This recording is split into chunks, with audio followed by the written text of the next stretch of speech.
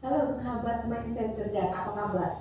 Semoga selalu baik, sehat, dan bahagia tentunya. Kali ini saya ingin sharing cerita. Saya punya buku bagus yang ditulis oleh Mas Pur Anhari, bukunya, yang menceritakan perjuangan seorang Ciputra dari nol sampai sekarang menjadi pengusaha yang sukses. Bahkan Ciputra pernah dicatat di Forbes sebagai salah satu dari 10 tokoh bisnis yang berasal dari Indonesia yang dianggap sukses. Apa saja yang dirintis oleh Ciputra secara lengkap di sini diceritakan. Kamu bisa baca sendiri kalau ingin mengetahui cerita detailnya. Saya akan sharing tentang garis besarnya. Apa proyek pertama yang dibangun oleh Ciputra di Indonesia? Siapa yang nggak tahu Ancol? Kamu semua tentunya pernah pergi ke Ancol, atau bahkan kalau tidak pernah pergi yang ada di luar kota, dengar cerita tentang Ancol. Ternyata Taman Impian Jaya Ancol ini adalah rintisan yang dibangun oleh Ciputra. Ya, pusat rekreasi yang sangat digemari terutama bagi anak-anak se-Indonesia, bahkan ada yang datang dari luar negeri. Ancol ini merupakan taman rekreasi yang terbesar pertama di Indonesia yang masuk dalam 10 besar di dunia pada zamannya. Dan Taman Ancol ini menjadi inspirasi bagi pengusaha-pengusaha lainnya untuk membuat atau meniru pembangunan tempat rekreasi yang mirip dengan Ancol. Dalam buku ini juga diceritakan bahwa Ciputra juga berhasil membangun kota baru yang beragam di beberapa tempat sebagai produk proyek properti dia di dalam dan bahkan di luar negeri. Contohnya, dia telah membangun 22 kota baru. Antara lain adalah Pondok Indah yang di Jakarta, pasti tahu Pondok Indah, Bintaro Jaya, Bumi Serpong Damai, dan Citra Raya ada di Surabaya. Bahkan di luar negeri, di Vietnam, juga membangun Ciputra International City di Hanoi, Vietnam. Karena yang artinya pengakuan bahwa Ciputra adalah pengusaha besar yang cukup disegani di bidang properti dan pengembangan wilayah itu bukan isapan jempol, tetapi sudah ada bukti-buktinya yang bisa kita lihat. Sederet prestasi dan penghargaan juga telah diperoleh oleh pengusaha senior ini sehingga dijuluki sebagai begawan properti Indonesia. Dan bagi kamu yang mengetahui legasi bangunan kota-kota baru tersebut, tentunya ingin tahu bagaimana awalnya sehingga Ciputra sukses untuk membangun hal tersebut.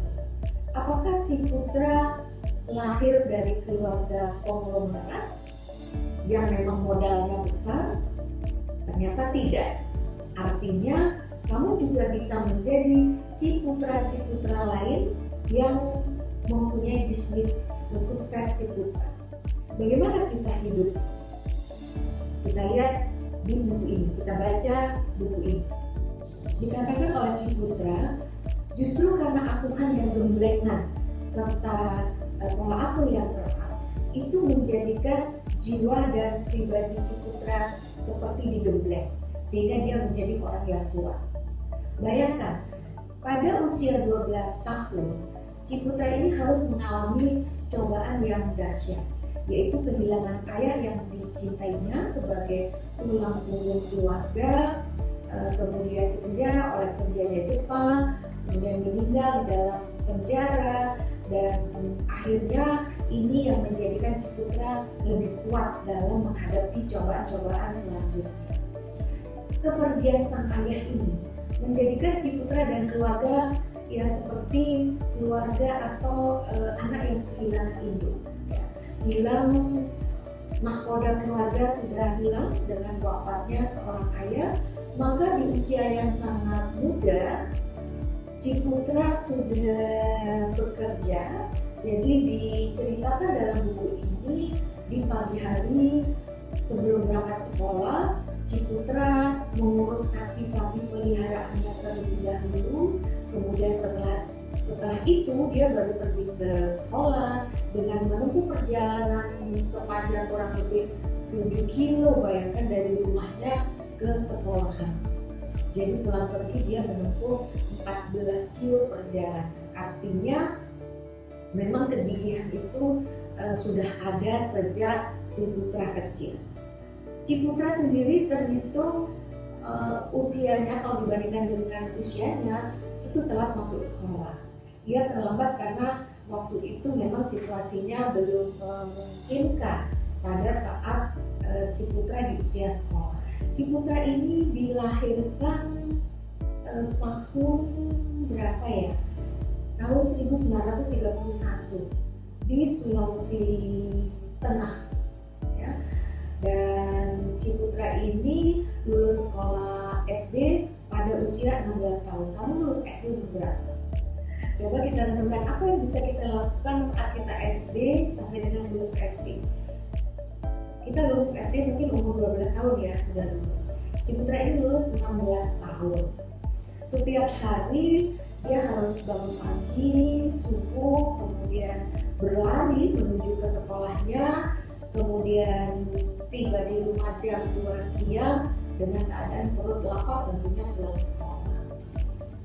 Dikatakan oleh Ciputra dalam buku ini, saya hanya memiliki pakaian yang sangat sedikit dan tidak memiliki sepatu atau sandal pada saat itu, Mbak.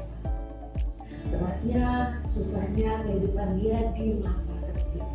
Saat hujan turun, maka bertambahlah penderitaan Ciputra tadi, karena dia tidak mempunyai sepatu ataupun sandal pada saat pergi ke sekolah.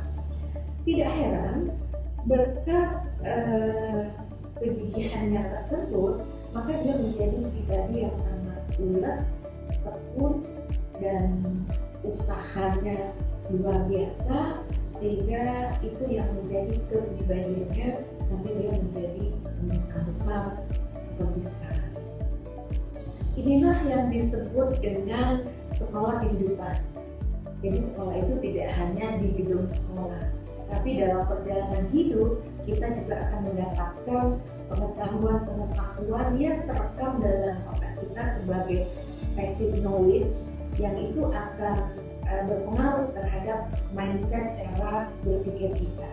Kembali ke Ciputra tadi, setelah dia lulus SMA, kemudian dia pindah ke Bandung karena diterima di ITB untuk mengambil jurusan arsitektur. Di sanalah dia semakin berkembang karena passion dia memang di arsitektur, di properti, di pengembangan wilayah.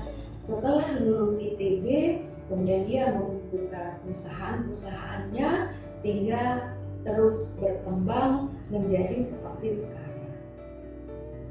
Baginya, kerja dan belajar itu seperti ajang perlombaan. Ia terus berlatih dan berlari untuk meraih prestasi yang tertinggi, seperti seorang atlet yang bercita-cita menjadi pemenangnya, dan dia menikmati untuk meraih kemenangan tersebut, berjuang meraih kemenangan. Disampaikan di dalam buku ini juga salah satu filsuf Inggris yang dia kagumi, yaitu Charles Handy, yang mengatakan belajarlah seperti orang yang bekerja dan bekerjalah seperti orang yang belajar. Jadi sebetulnya belajar dan bekerja itu tidak bisa dipisahkan. Pada saat lulus kuliah kita bekerja, bukan berarti masa belajar berhenti.